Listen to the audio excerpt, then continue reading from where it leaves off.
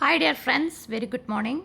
ഒരു സർക്കാർ ജോലി ലക്ഷ്യം വെച്ച് മുന്നോട്ട് സഞ്ചരിക്കുന്ന എല്ലാ പ്രിയ ഉദ്യോഗാർത്ഥികൾക്കുമൊപ്പം ഞാനും എൻ്റെ ചാനലും ഡ്രീം PSC വിത്ത് മീ.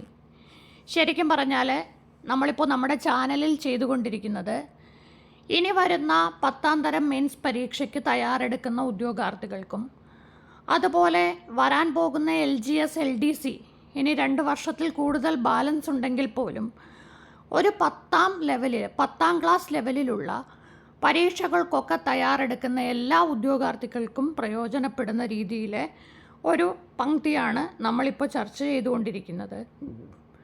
ഇത് തൊഴിൽ വീതി എന്ന് പറയുന്ന പ്രസിദ്ധീകരണത്തിൽ സുജേഷ് പുറക്കാട് സാർ തയ്യാറാക്കിയിരിക്കുന്ന ഓരോ ആഴ്ചയും ഓരോ സ്പെഷ്യൽ ടോപ്പിക്കാണ്.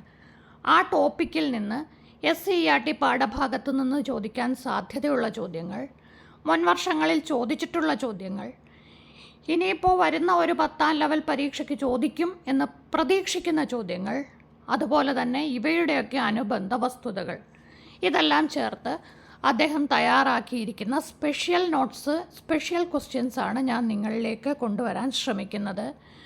എനിക്ക് പറ്റുന്ന രീതിയിൽ, നിങ്ങൾക്ക് മനസ്സിലാകുന്ന രീതിയിൽ എക്സ്പ്ലെയിൻ ചെയ്ത് മുന്നോട്ട് പോകുക എന്നതാണ് നമ്മുടെ കൺസെപ്റ്റ്. അപ്പോൾ ഇനി വരാൻ പോകുന്ന ഒരു 10th ലെവലിലുള്ള പരീക്ഷയ്ക്ക് തയ്യാറെടുക്കുന്നവർക്കെല്ലാം ഇത് ഒരുപാട് പ്രയോജനം ചെയ്യും. ഇപ്പോൾ നമ്മൾ 8 വീഡിയോ കഴിഞ്ഞു. അതായത് 4 വീഡിയോയുടെ 2 സെക്ഷൻ. ഭരണഘടന കംപ്ലീറ്റ് ചെയ്തു, പൊതുജനാരോഗ്യം കംപ്ലീറ്റ് ചെയ്തു. ഇത് രണ്ടും കണ്ടിട്ടില്ലാത്ത ഉദ്യോഗാർത്ഥികൾക്കായിട്ട് ഈ വീഡിയോയുടെ ഡിസ്ക്രിപ്ഷനിൽ അതിൻ്റെ ലിങ്ക് ഞാൻ ആഡ് ചെയ്യാം. ഇനിയിപ്പോൾ നമ്മൾ ഇന്ന് ചർച്ച ചെയ്യുന്നത് 3ാമത്തെ സെക്ഷനാണ്. ഭരണം, ജനാധിപത്യം, ദുരന്ത നിവാരണം. ഇവയൊക്കെ പ്രധാനപ്പെട്ട ടോപ്പിക്കുകളായിട്ട് നമ്മുടെ ചോദ്യങ്ങളിൽ നിറഞ്ഞു നിൽക്കുന്നതാണ്.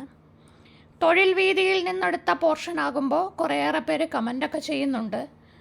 പക്ഷേ ഞാനൊന്ന് പറയാം, വർഷങ്ങൾക്ക് മുമ്പ് ഈ സമ്പ്രദായങ്ങളൊക്കെ നിലവിൽ വരുന്നതിന് മുൻപ് ഉദ്യോഗാർത്ഥികളെല്ലാം ആശ്രയിച്ചിരുന്നത് ഈ തൊഴിൽ വാർത്തയും തൊഴിൽ വീതിയെയാണ്. നോട്ടിഫിക്കേഷൻ മുതൽ റിസൾട്ട് പബ്ലിഷ് ചെയ്യുന്നത് വരെ എന്തിനും ഏതിനും തൊഴിൽ വീതി അല്ലെങ്കിൽ തൊഴിൽ വാർത്ത. ഈ പ്രസിദ്ധീകരണങ്ങളെ ആശ്രയിച്ച് പഠിച്ച് ജോലി നേടിയ ഒരു വ്യക്തി എന്ന നിലയിൽ ഞാൻ ഈ വീഡിയോ സ്വല്പം അഭിമാനത്തോടു കൂടി തന്നെയാണ് നിങ്ങളിലേക്ക് എത്തിക്കുന്നത്. സിവിക്സ് വിഭാഗത്തിൽ PSC ഉൾപ്പെടുത്തുന്ന വിഷയങ്ങളിലെ സുപ്രധാന ചോദ്യങ്ങൾ, അനുബന്ധ വിവരങ്ങൾ. തിരഞ്ഞെടുത്തിരിക്കുന്നത് 6ാം ക്ലാസ്സിലെ 10ാമത്തെ പാഠം, 10ാം ക്ലാസ്സിലെ 3ാമത്തെ പാഠം, 9ാമത്തെ പാഠം, 5ാം ക്ലാസ്സിലെ 9ാമത്തെ പാഠം, 9ാം ക്ലാസ്സിലെ 7ാമത്തെ പാഠം, 8ാമത്തെ പാഠം, 9ാമത്തെ പാഠം. ഇത്രയും പാഠഭാഗങ്ങളിൽ നിന്ന് തിരഞ്ഞെടുത്തിരിക്കുന്ന കാര്യങ്ങളാണ് നമ്മൾ ചർച്ച ചെയ്യാൻ പോകുന്നത്. ആദ്യത്തെ ചോദ്യം, ദേശീയ മനുഷ്യാവകാശ കമ്മീഷൻ്റെ ആദ്യ അധ്യക്ഷൻ ആര്? ഒരുപാട് ചോദ്യപേപ്പറിൽ നമ്മൾ കണ്ടിട്ടുള്ളതും നമുക്കറിയാവുന്നതുമായ ഉത്തരമാണ് ജസ്റ്റിസ് രംഗനാഥ മിശ്ര. ഇനി മനുഷ്യാവകാശ കമ്മീഷനെക്കുറിച്ച് ചില വസ്തുതകൾ. 1993 സെപ്റ്റംബർ 28 ഇന്ത്യൻ പാർലമെൻറ്റ് പാസാക്കിയ മനുഷ്യാവകാശ സംരക്ഷണ നിയമം അനുശാസിക്കുന്ന അധികാരങ്ങളും ഉത്തരവാദിത്തങ്ങളും നിർവഹിക്കുക. ഇതാണ് ദേശീയ മനുഷ്യാവകാശ കമ്മീഷൻ്റെ ചുമതല. അതിൻ്റെ ചെയർമാൻ ഒന്നുകിൽ സുപ്രീം കോടതി ചീഫ് ജസ്റ്റിസായിട്ട് അല്ലെങ്കിൽ ജഡ്ജിയായിട്ട് ഇരുന്ന ആൾ തന്നെ ആയിരിക്കണം. ചെയർമാന് പുറമെ 4 അംഗങ്ങൾ കമ്മീഷനിൽ ഉണ്ടാകണം. അപ്പോൾ ദേശീയ മനുഷ്യാവകാശ കമ്മീഷനെക്കുറിച്ചുള്ള വസ്തുതകളാണ് നമ്മൾ പറഞ്ഞത്. സർക്കാർ സേവനങ്ങൾ കൃത്യമായും ഉറപ്പായും ജനങ്ങൾക്ക് ലഭ്യമാക്കുന്ന നിയമം, സേവന അവകാശ നിയമം. ഓരോ സർക്കാർ ഓഫീസും നൽകുന്ന സേവനങ്ങൾ എത്ര കാലപരിധിക്കുള്ളിൽ നൽകണം എന്ന് സേവന അവകാശ നിയമം അനുശാസിക്കുന്നുണ്ട്. അർഹതപ്പെട്ട സേവനം നിശ്ചിത സമയപരിധിക്കുള്ളിൽ പൗരന് നൽകിയില്ല എങ്കിൽ ഉത്തരവാദിത്തപ്പെട്ട ഉദ്യോഗസ്ഥൻ പിഴയടയ്ക്കണം. സേവനാവകാശ നിയമപ്രകാരം അപേക്ഷകർക്ക് മാർഗനിർദ്ദേശം നൽകാൻ എല്ലാ ഓഫീസുകളിലും ഒരു ഉദ്യോഗസ്ഥനെ നിയമിച്ചിട്ടുമുണ്ട്. അടുത്ത ചോദ്യം നമ്മൾ നേരത്തെ പറഞ്ഞ ദുരന്ത നിവാരണത്തിൽ നിന്നാണ്. കേരളത്തിൽ 99 വെള്ളപ്പൊക്കം എന്നറിയപ്പെടുന്ന പ്രളയം ഉണ്ടായ വർഷം. 99 വർഷം, അത് മലയാള വർഷം വെച്ചാണ് പറയുന്നത്. 1924 99 വെള്ളപ്പൊക്കം. കേരളത്തെ ആകെ ഇളക്കി മറിച്ച ഒന്നാണ് ഈ വെള്ളപ്പൊക്കം. 20-ാം നൂറ്റാണ്ടിൽ തെക്കേ ഇന്ത്യയിൽ സംഭവിച്ച ഏറ്റവും വലിയ പ്രളയം. കേരള ഭൂപ്രകൃതിയെയും ജീവിതത്തെയും തകിടം മറിച്ച ഈ പ്രളയം 1924 ജൂലൈ ഓഗസ്റ്റ് മാസങ്ങളിലാണ് സംഭവിച്ചത്. രാഷ്ട്രത്തിൻ്റെ ലക്ഷ്യം ഏറ്റവും കൂടുതൽ പേർക്ക് ഏറ്റവും കൂടുതൽ നന്മ ചെയ്യണം എന്നതാണ്. ഇതാരുടെ വാക്കുകളാണ്? ജർമി ബന്ത. രാഷ്ട്രവും രാഷ്ട്രതന്ത്ര ശാസ്ത്രവും. രാഷ്ട്രം എന്ന പദം ആദ്യമായി ഉപയോഗിച്ചത് പാശ്ചാത്യ ചിന്തകനായ നിക്കോളോ മാക്യവെല്ലിയാണ്. രാഷ്ട്ര രൂപീകരണ സിദ്ധാന്തങ്ങളിൽ ഏറ്റവും സ്വീകാര്യമായത് പരിണാമ സിദ്ധാന്തം.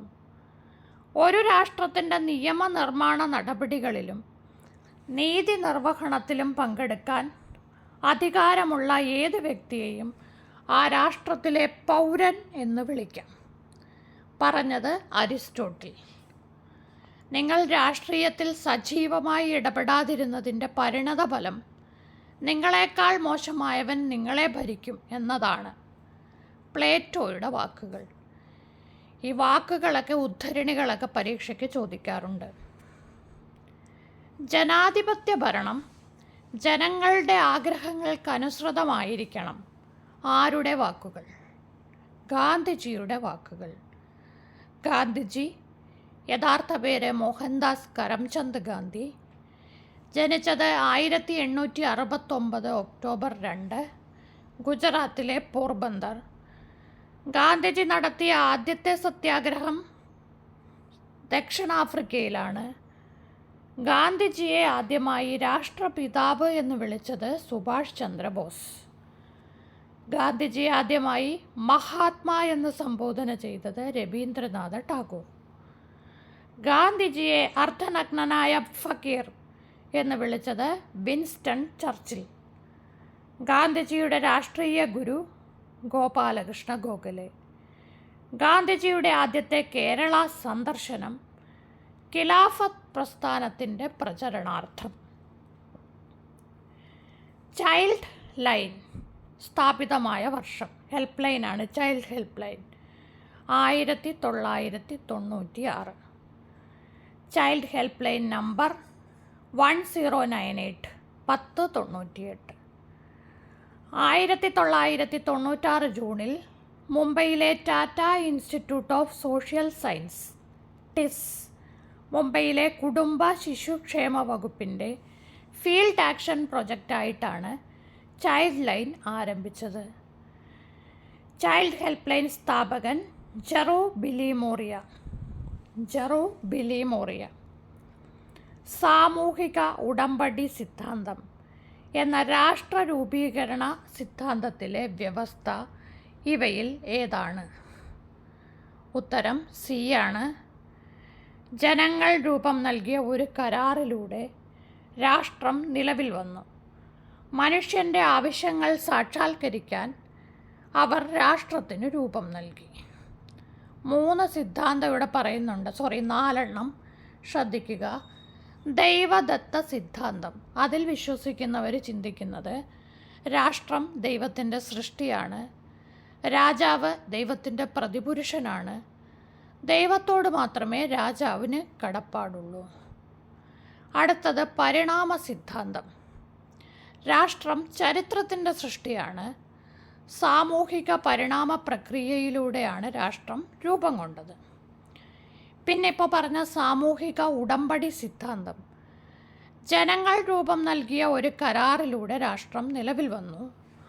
മനുഷ്യൻ്റെ ആവശ്യങ്ങൾ സാക്ഷാത്കരിക്കാനായി അവർ രാഷ്ട്രത്തിന് രൂപം നൽകി.